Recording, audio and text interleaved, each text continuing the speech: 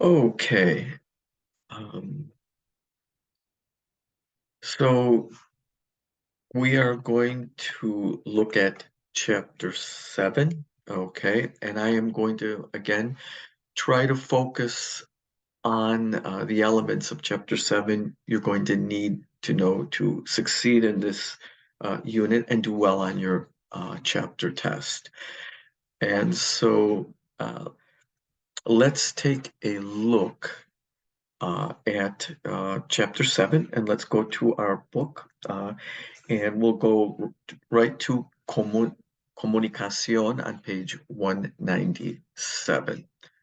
Okay, so they want us to be able to say that we're enjoying ourselves or we're having a good time.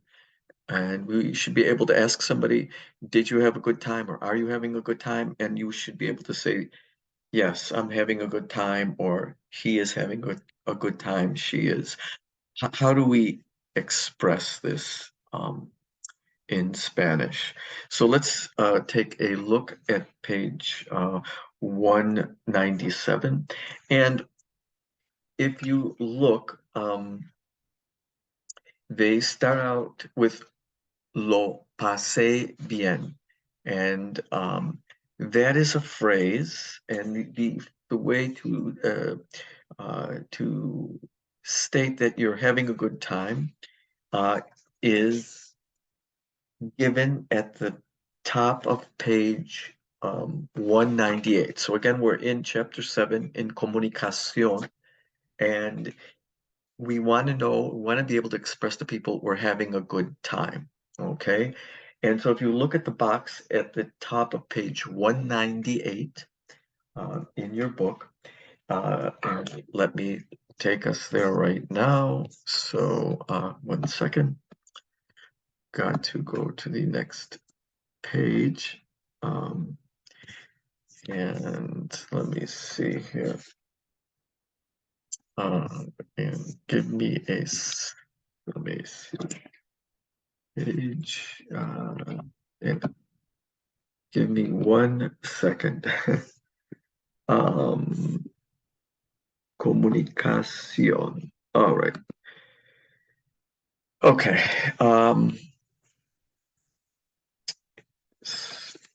Okay. So let's move on here in your book to page 198. And here to this little box. And this is what this again in your book is at the top of page 198. Make sure you know these phrases. Again, make sure you're able to ask somebody, are you having a good time, or did you have a good time? How do you do it? Or how would you state, I am having a good time? And here are your expressions. Pasarlo bien. Sometimes people will say pasarla bien. I tend to say pasarlo bien. Literally, it means to pass it well. Okay, so if I'm having a good time, I could say yo lo paso bien. If I want to say she's having a good time, ella lo pasa bien. Another way to have a good time is, or to enjoy something, is disfrutar. It's just an AR verb. So I could say, yo disfruto la fiesta. Ella disfruta la fiesta. Nosotros disfrutamos la fiesta. And then finally, divertirse. It's a reflexive verb. It's got the self pronoun attached to the end. And divertir, it's a stem changer in the present tense, just review. And it literally means to divert, divert in the sense of diversion, okay? So to have a good time. So if I want to say I'm having a good time, I could also say, yo me divierto en la fiesta. I'm having a good time at the party. All right. Ella se divierte en la fiesta. Nosotros nos divertimos en la fiesta. Please look at those verbs, and they basically all say the same thing. Okay. Pasarlo bien, disfrutar and then the reflexive phrase divertirse. Okay. And oftentimes in Spanish, people will ask you, did you have a good time? Or they might ask you, ¿cómo lo pasaste? Literally, how did you spend it? And you could say, if you had a good time, you would say, yo lo pasé bien, or nosotros lo pasamos bien. So again, take a look at some of the examples they give you here in the book. Go through this, go through these. Look at B here. ¿A dónde van para divertirse? Again, we could say pasar lo bien. We can also use the, again, reflexive verb divertirse. All right. And so it's again, just make sure that you use your reflexive pronouns when you conjugate it. And again, look at some of these examples here. And you should be able to answer these questions, okay? Let's move on here. Okay. And again, here's divertirse instead of pasar lo bien or mal or disfrutar. They used again divertirse, and they're using it in the preterite tense. We should all be able to conjugate the verb divertir in the preterite tense, but that's how they're using it here. I wouldn't get obsessed too much with this, but if you can use these phrases, you should be good for your exam. Okay, what else is important here? So again, go through these different exercises, and then with the 3 ways of saying to have a good time. And then at the top of page 200, they want you to be able, and this will be on your exam. It's pretty simple, but just look at it. It's used all the time in Spanish. How do you congratulate somebody? How do you tell somebody congratulations? And this is the way. You could say felicitaciones. You could say felicidades. And or you could say enhorabuena. Okay. Enhorabuena. So again, make sure that you're able to do this. Okay. All right, and let's look at a few of the exams here. Examples they give us here. It says, voy a graduarme de la universidad en mayo. So I'm going to graduate in May. And so you want to tell somebody congratulations, you could say felicitaciones, congratulations. All right. Or you could say felicidades. You could also use the verb felicitar. Okay. Felicitar. And again, so look at what it says here. En agosto empiezo a trabajar de psicólogo escolar. So in August, I'm going to be working as a school psychologist.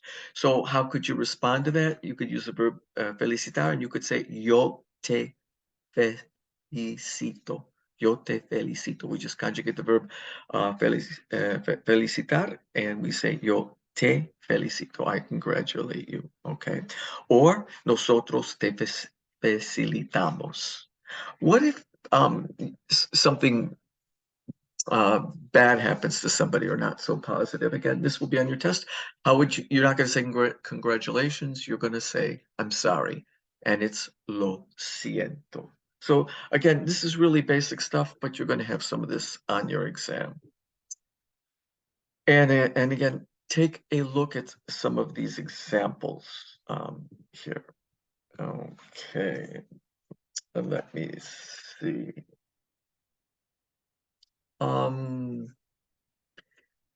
Now we're going to, and that's the communication section, okay?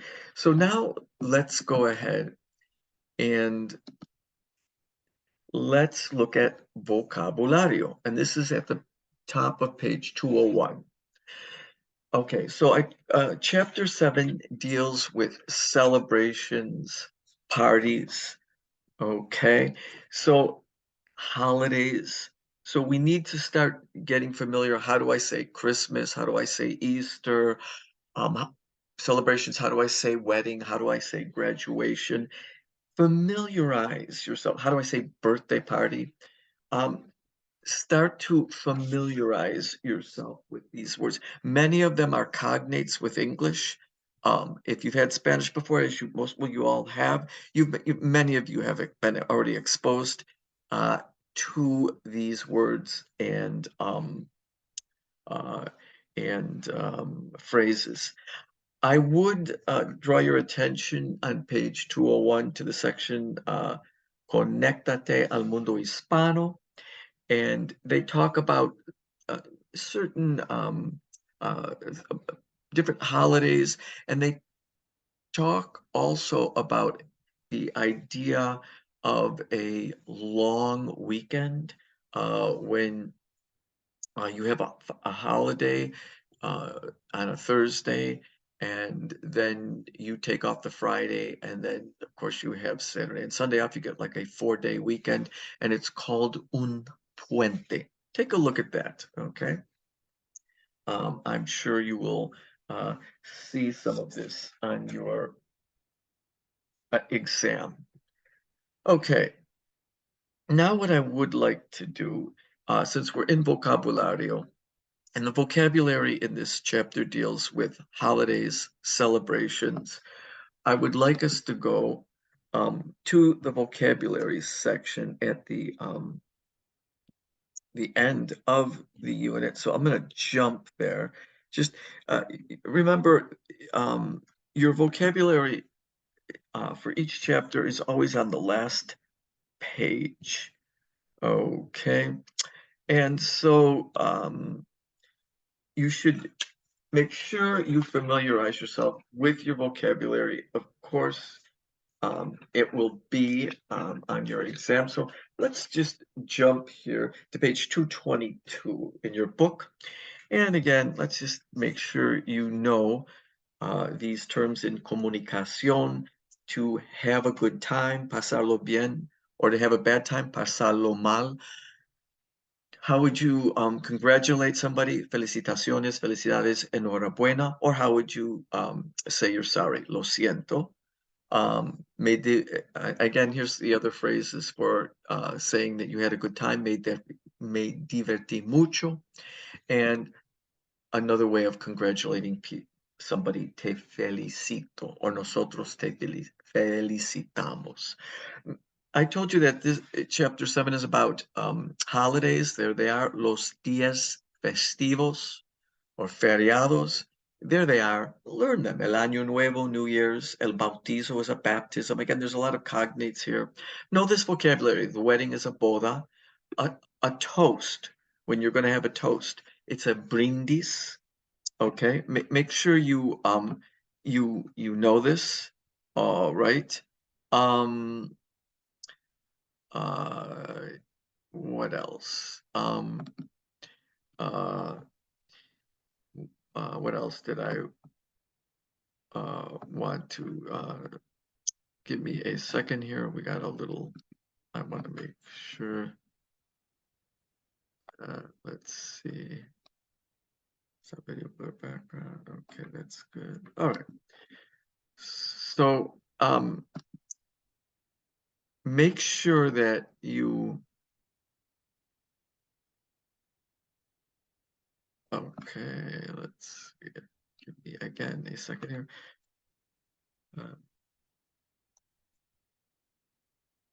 I want to just move this up out of the way a little bit here.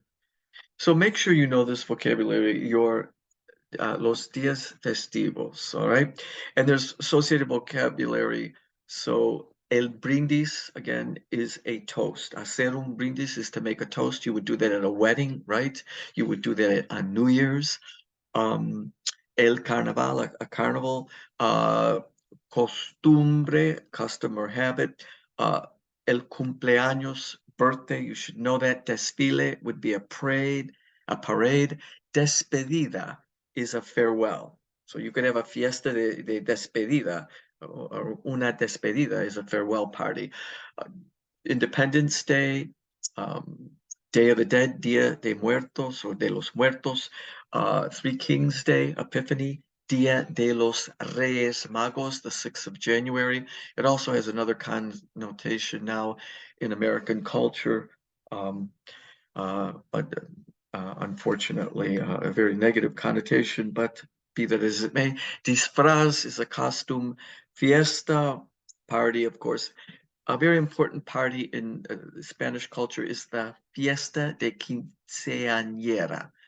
So a quinceañera is somebody who turns 15, que cumple 15 años.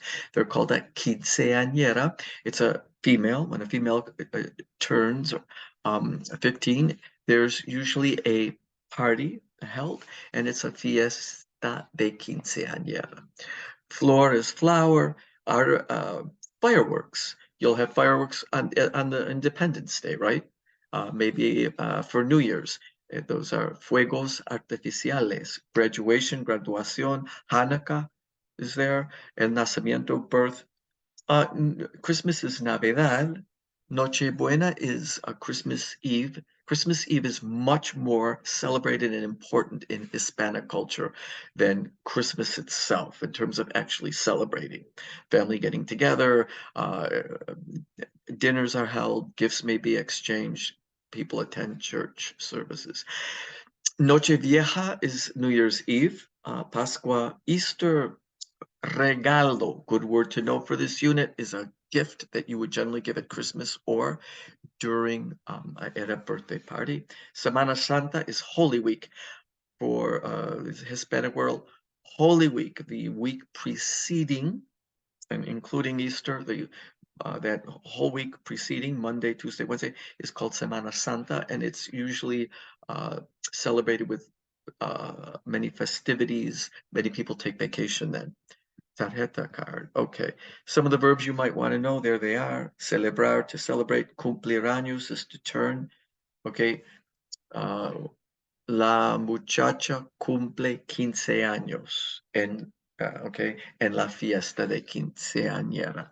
So the girl turns 15 in the fiesta de quinceañera.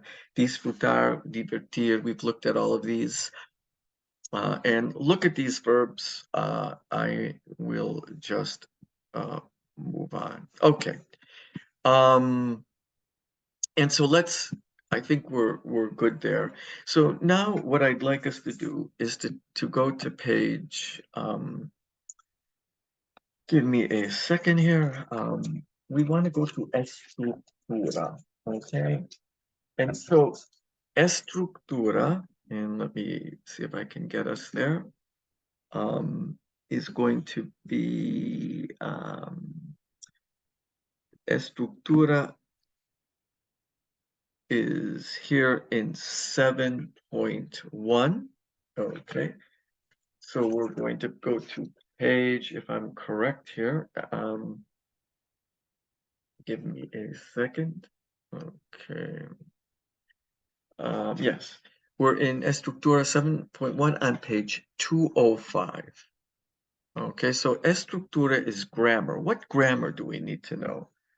All right, and look at the question here. ¿Cómo vivían los mayas? You see that verb vivían? That's the new tense we're going to use, and it's called the imperfect tense, and it's a past tense. We learned the preterite, and the preterite tells us when something exactly began or when it exactly ended. Okay. It's very fact-oriented, okay, very time-specific. But there's another form of the past, and it's used all the time in Spanish, and it's called the imperfect tense. And they give you some examples of it. Vivían, comían, escribían. And let's take a look at it, and let's see what it is. How is it formed? Okay. All right, so, All right, well, here, let's start here on page, again, 205. And we're going to look at the actividades analíticas, okay? And they're going to describe the imperfect tense to us. The imperfect is used when you want to portray an event as being in the past, but it is not exactly when the event started. But it is not important exactly when the event started or whether or not it ended. In other words, you're not being specific like you are with the preterite tense. The imperfect is you're describing an ongoing or continuous action in the past. I don't care if when it started or if it ended. I'm painting a picture with words in the past. So it's an ongoing or continuous action in the past. Okay, that's what the imperfect tense is. Okay, and it is akin in English to what we would use is the verb to be and then the present participle, but the verb to be in the past tense. So was the verb to be eating or were eating. Okay, I was eating a hamburger. We were eating a hamburger. I was walking. They were walking. Notice it's when I say I was eating or they were walking, I'm talking about a past event, but I don't care when it began or ended. It's an ongoing action or continuous action in the past. All night we were praying. Okay. All night long they were talking. Okay. I don't know what time they began or when they ended. I'm just painting a picture. We do this all the time in English. We do it in Spanish as well. We use this tense. In English, it would be was, were, and then the present participle, which is the ing form of the verb. It can also be in English when we use the phrase used to. I used to, and then you add the verb. I used to eat on Friday nights when I was a child.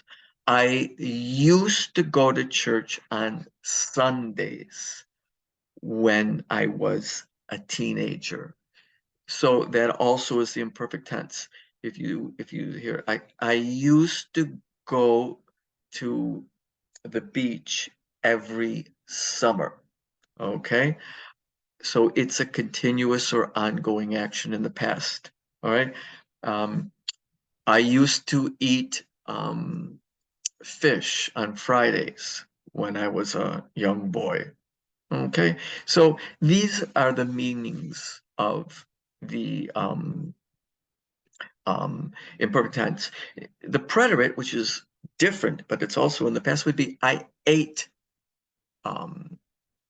fish on Fridays when I was a boy, or I went to church on Sundays when I was a boy. It's different. Okay. All right. Let's look at the tense, the imperfect tense, this past tense. How do we form it? Here are your rules. How do we conjugate any verb in Spanish? We get what? The stem. How do we get the stem of a verb? We drop the AR, ER, or IR ending. All verbs in Spanish either end in AR, ER, or IR. And that's their infinitive or to form. So hablar, to speak. Comer, to eat. Vivir, to live. So how do we get the imperfect? If we have an AR verb, we get the stem. So drop the AR and we add these universal magical endings. For yo, we add on abba. For tú, we add on abbas. For él, ella, and usted, we add on abba, just like for yo. For nosotros, we add on abbamos. And for ellos, we add on abban. That's it. So hablaba, yo hablaba, I was speaking or I used to speak. Tú hablabas, you were speaking or you used to speak.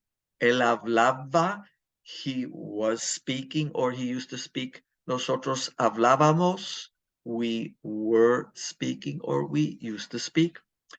Ellos hablaban, they were speaking or they used to speak.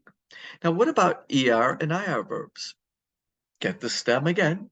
So for comer, it's com. All right.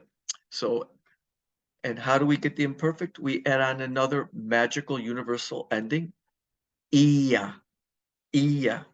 So yo comía, I used to eat. For tú, we add on ias. So tú comías, you used to eat, or you were eating. For ella, just like for yo, we add on ia. Él comía, he used to eat, or he was eating. And ellos comían, we add ian. All right. They used to eat or were eating. What about IR verbs? Again, we add the same endings, ia, onto the stem. So vivía, yo vivía, I used to live. Tú vivías, I add IAS on. Again, for ella, you add on ia. Él vivía, he used to live or he was living. And vivíamos, we add on íamos to the nosotros ending. Vivíamos, we were living or we used to live. And finally, ellos vivían, we add on ian, and that means we used to live or we were living. I'm sorry, they used to live or they were living. Ellos vivían. Okay, so again, these are very, very simple conjugations. It's one of the easiest of all the conjugations. So please take a look at these. Here they are again, and make sure that you can conjugate them. They give you the vos, and vos is used basically again in Argentina instead of tu, but and there it is for you conjugated, and it's also used in northern South America and in Central America. And it's used in addition to tu. Okay, so and it's in some regions it's used more than others. Okay. Finally, what about the imperfect tense? This is very important. Please take a look at this. This point number 4. Okay, on page 206. 3 verbs are irregular in the imperfect tense, and you just have to learn these. Okay, so for the verb to go, it's yo iba. And it means I used to go or I was going. Okay, tú ibas, you used to go or you were going. Íbamos, nosotros íbamos, we used to go or we were going. So please take a look at this. Ser, very important. Yo era, I was being or I used to be. Tú eras, you used to be or you were being. Okay, nosotros éramos. So take a look. They're irregular. It's not stem and ending. You just have to learn them. And finally, ver, the verb to see, is irregular. The stem of ver would be a v, not ve, but v. So it's considered irregular. So yo veía, I was watching or looking, or I used to look. Tú veías, you were watching or looking. Él veía, he was watching or looking. Nosotros veíamos, we were watching or looking. Learn those, they're irregular. Okay, but there's only 3 irregulars. What about the phrase there was, there were, or there is, there are? Well, there is, there are is hay cinco personas. There are 5 people. What about it? I wanted to use the preterite. There were last night. Anoche hubo 5 personas. Now, what if I wanted to say during the evening or during the whole party? It's kind of ongoing. I would say había 5 personas toda la noche en la fiesta. Okay, so that's the imperfect form. Okay, and you can use había, hubo kind of interchangeably, but you'll hear them kind of used interchangeably. But again, the imperfect tense implies something that was ongoing, or there used to be 5 people in my class. Okay, if you want to say there used to be 5 people in my class uh, uh, when I attended high school, let's say you were in a really small high school, you would say había. But if you want to just say last night there were 5 people there, you would say hubo 5 personas ahí anoche. Okay. Um, I think that does it with the imperfect tense. Be able to conjugate verbs in the imperfect tense. It's very simple, and know those 3 exceptions. And then what else do we need to know?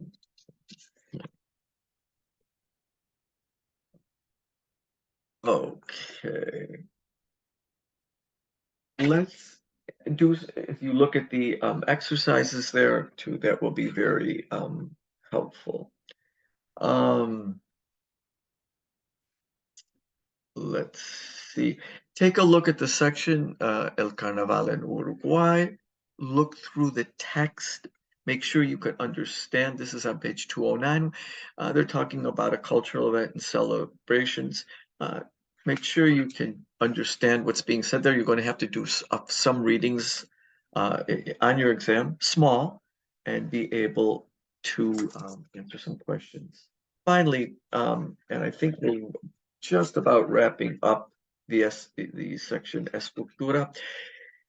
On page 210, 7.2, indirect objects and indirect object pronouns.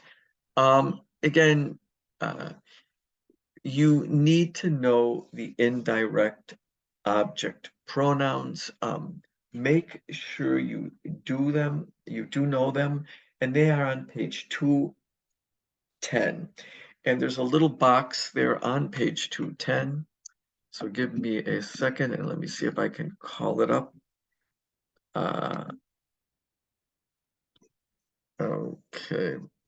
So the indirect object, we learned what a direct object is. It directly receives the action of the verb.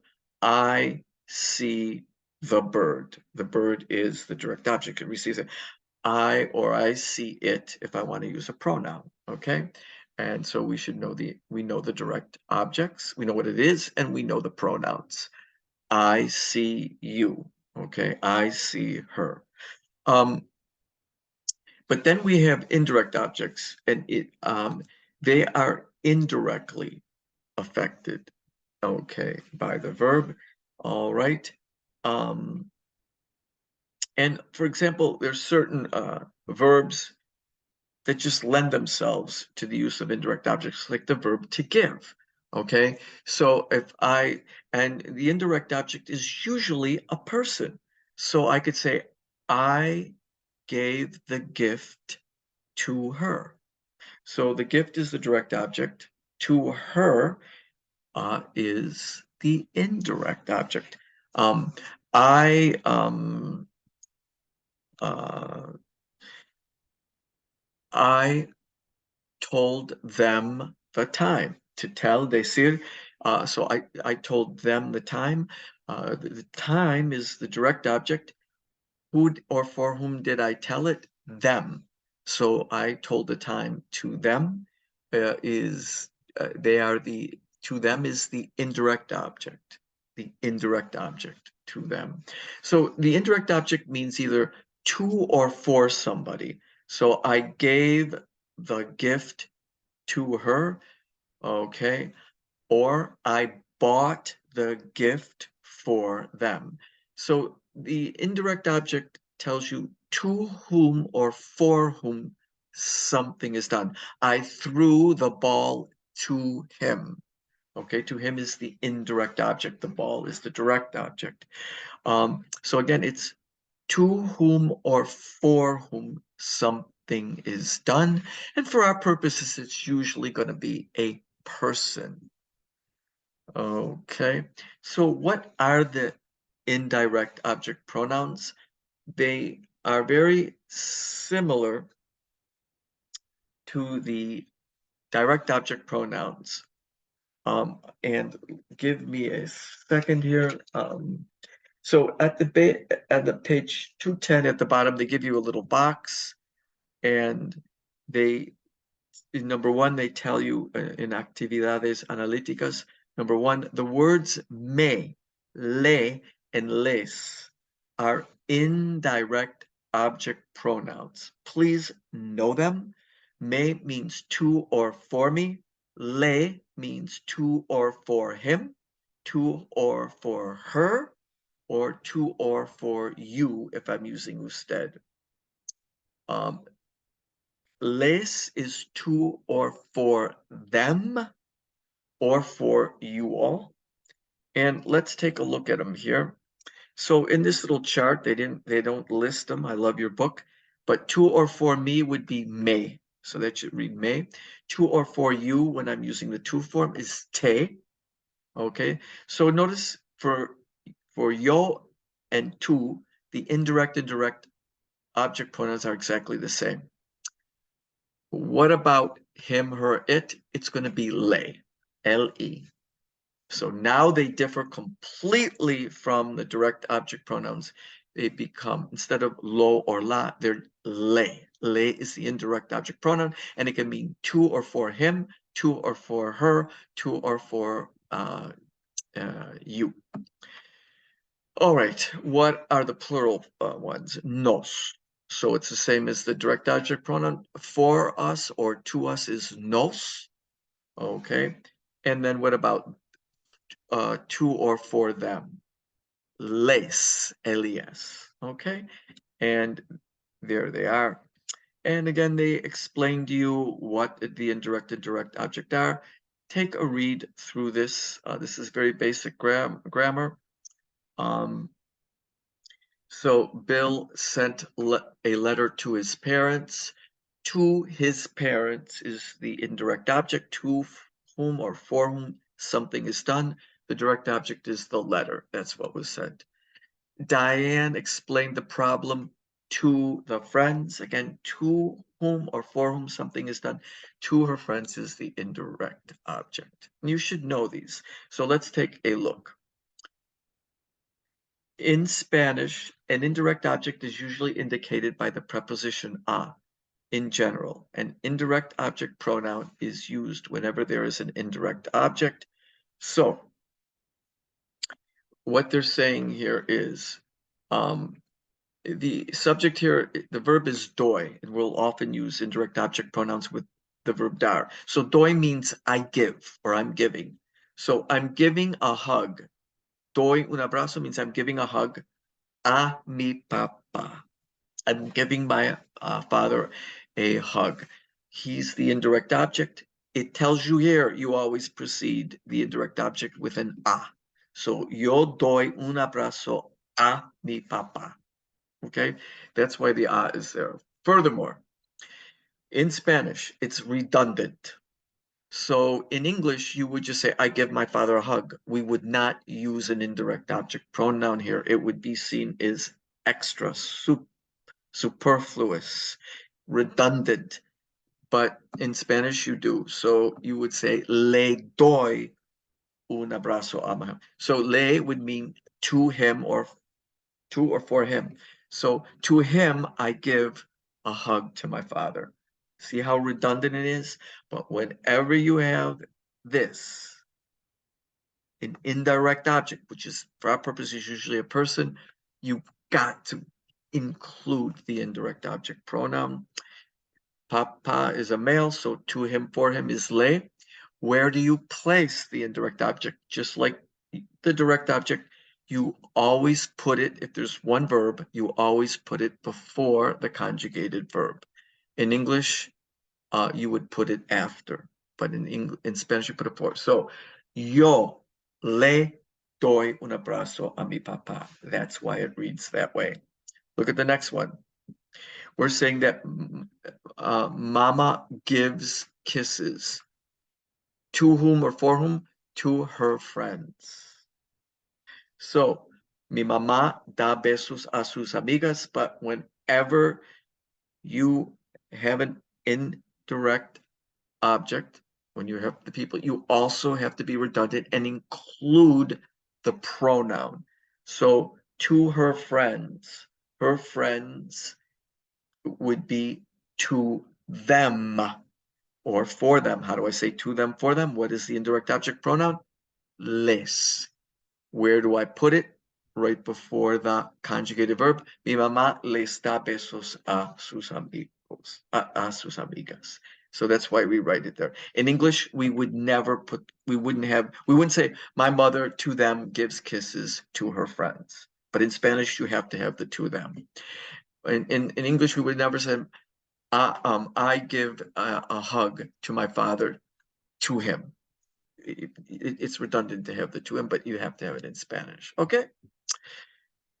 All right. So let's take a look at this. Ellos son mis vecinos. They are my neighbors.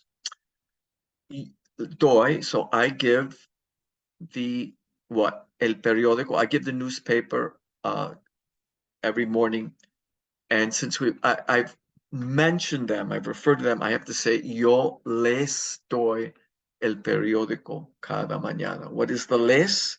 It's to them. Who's the them? My neighbors. They are my neighbors. I give them the paper. Doy. So I would have to, well, I have to put les in there so that you know what I'm saying. Yo les doy el periódico. Mis amigos me dan un abrazo. So my friends give me a hug on my birthday. So again, here you have to include the indirect object pronoun. Otherwise, we wouldn't know who your friends are giving the hug to. Mis amigos me dan un abrazo. Again, notice the placement of the indirect object. It always goes before the conjugated verb, directly before. This is, again, you'll usually be using indirect objects with dar to give, decir to tell, like I told them the story, all right? I told them the time. Hablar, I spoke to them about thus and such.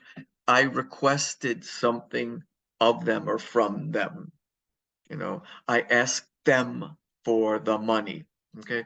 And preguntar, I asked them a question. And let's look at an example.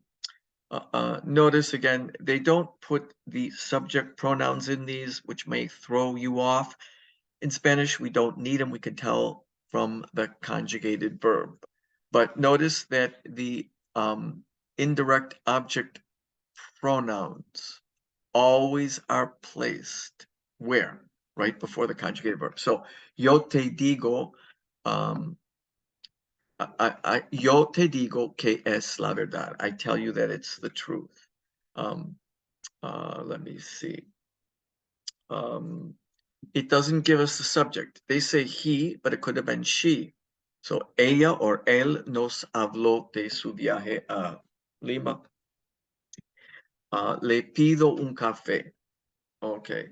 So le pido, I asked a coffee of him or from him. So so you'll often use it with pedir. So les preguntaste. Did you ask? Les is them. Did you ask them? Of them? From them? Did you ask them? ¿Dónde está la universidad? They show you here, it's often used, I believe, with, enseñar and regalar too, as well. So enseñar, Miguel, what? He showed me. Enseñar means to teach, but also to show. He showed me what? Su nueva casa. Miguel me enseñó su nueva casa. Me goes before the conjugated verb. It's the pronoun. And finally, regalar means to give something to gift something to somebody. Okay, so ellos nos regalaron un libro. They gave us a book. Okay, what's the indirect object? Us, to us, for us. Ellos nos regalaron el libro. Okay. So again, you always place it, if there's one verb, always before the conjugated verb. If there's two verbs, you can place the pronoun, indirect object pronoun, either before the conjugative or you can attach it to the end of the second verb. Please look that over. Your book's not going to go into a lot of depth over this. Finally, I do want to point out, so notice that we often will be using indirect object pronouns with these verbs: dar, decir, hablar, pedir, preguntar, enseñar, and regalar. We see that in number 4. And please look at this box at the bottom here, okay, after this section. And this is on page 211 at the bottom. The indirect object pronouns that you're studying here are the same as we used with the verb gustar. Remember when we used gustar, we didn't use subject pronouns? I don't say yo gusto, I like. I say me gusta. You like is not tú gustas, it's te gusta. So he likes is not él gusta, it's le gusta. So we use me, te, le. And then for the plural ones, nos, and then they like is not ellos gusta, it's les. We used what? The indirect object pronouns with gustar. And so we already know them. We learned them when we were using gustar. And so make sure you look that over. All right. And then let's see if there's anything else worthy of note in this chapter. And let's see, give me a second. Okay.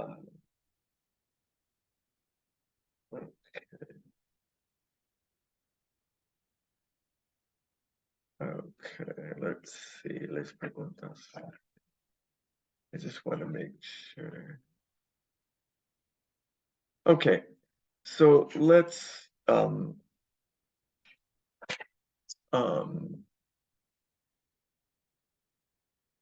let's take a look now at page 214, and we're the last little bit of estructura, very minor point, but let's take a quick look at it.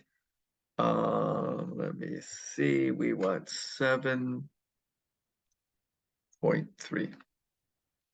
And again, this is on page 214, and we will be done with this lesson.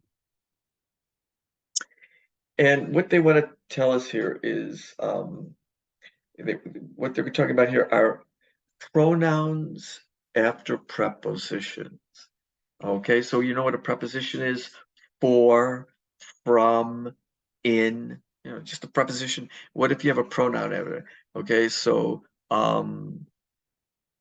for me, for you, for us. How do we say that in Spanish? What are the pronouns we use? So let's take a look. And so let's look at one. Based on what you saw in the activity above, complete the chart. And so they give you some pronouns and they want you to complete the chart. So let's look at number 2. The pronouns me, and notice how it's spelled. When you spell it, when you write it out, it's M-I with an accent mark. If it didn't have the accent mark on the I, it would be my, like my house. But here it means to or for me. It means me, and it's written with an accent mark because it's the me that is used after a pronoun. Okay, and then for the familiar you, it's T. All right, so for you or for me will be me or T. Okay. And so you use these when they are the object of a preposition. So a mí me llevaban a la playa cada verano. So they used to take me to the beach every summer. Vamos a hablar de, not tú, but de ti. Let's talk about you. Why? Because when you put a pronoun, the pronoun you, the informal one, after a preposition, it changes the T. Okay. Vamos a hablar de me. Let's talk about me. Vamos a hablar de mí, not de yo, but de mí. Why do we use me, not yo? Because the subject pronouns do not ever follow a preposition for yo and for tú. You have to use me or ti. Okay. Tengo un regalo para ti. I have a present for you. It's not para tú, it's para ti. Again, you cannot use subject pronouns after the preposition when you're talking about you, the informal you too, or yo, yo. Okay. But all other pronouns, él, ella, usted, nosotros, vosotros, ellos, you do use those same subject pronouns after prepositions. So a él le dan un abrazo. Nosotros hablamos de usted, or vamos a hablar de él. Let's talk about him. El regalo es para nosotros. The gift is for us. So now we do for él, ella, usted, for nosotros, vosotros, and ellos, and ustedes. We just keep them the same. We use the subject pronoun after a preposition. Here's a quick, this particular preposition con, with, has a little unique construction. Whenever you want to say with me, okay, you might think it would be con me, because it's the preposition, and we can't use yo, I have to use me, so it would be con me, but there is no con me. It has evolved over time to conmigo, with me. And what about with you? You'd think it would be conti. Nope, it's evolved to contigo, with you. So there's a little change in the preposition when you use con with yo and tú. All right. Otherwise, con, nosotros, con él, con ella. Again, you use the subject pronoun when you have prepositions. It's only the yo and the tú have to change to me and ti. And I don't think there's a whole, okay. And then I'll just point this out. You should know this and be aware of it. Certain verbs are gustar-like verbs. What do I mean by that? You don't use subject pronouns with them. Just like with gustar, we didn't use subject pronouns. You use the indirect object pronouns with them. And here they are. And they just give them to you. Encantar, to enchant. All right. And it means basically to like. Me encanta, I like. Fascinar, the same thing. It fascinates me. Me fascina, but it means to like. Importar, to be important to me. Me importa. Interest. Me interesa. Molestar, to bother. Again, we use the indirect object pronouns with this. So, le molesta, it bothers him or it bothers her, would be le molesta. And parecer, to appear. Le parece, le parece una broma. It appears to be a broma, a joke to him. Le parece. So again, with these verbs, you won't be questioned a whole lot on these, but take a look at these examples. They do not use subject pronouns. They use the indirect object pronouns. And I think we are done with chapter 7. The issues that I addressed here, the vocabulary, the issues with how do you congratulate somebody, okay? En buena hora, felicitaciones, how do you say I'm sorry, lo siento? Make sure you're aware of this.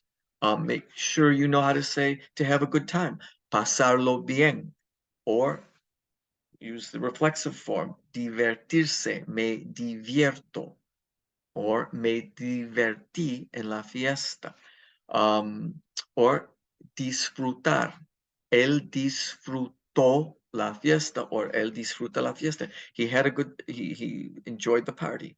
Make sure you're aware of those verbs and you know how to um, use them. Make sure you know the imperfect tense, stem and ending, AR verb. It's stem and aba ending. For ER and IR verbs, it's stem and ia ending, and then there's three irregular forms of the imperfect. Very easy verb to use. If you spend a little time with these, and a lot of this material you've probably seen in the past, I think you'll do very well on your chapter test next week. And with that, I will tell everybody uh, then good evening, and I think I think we've pretty much um, covered everything that's important.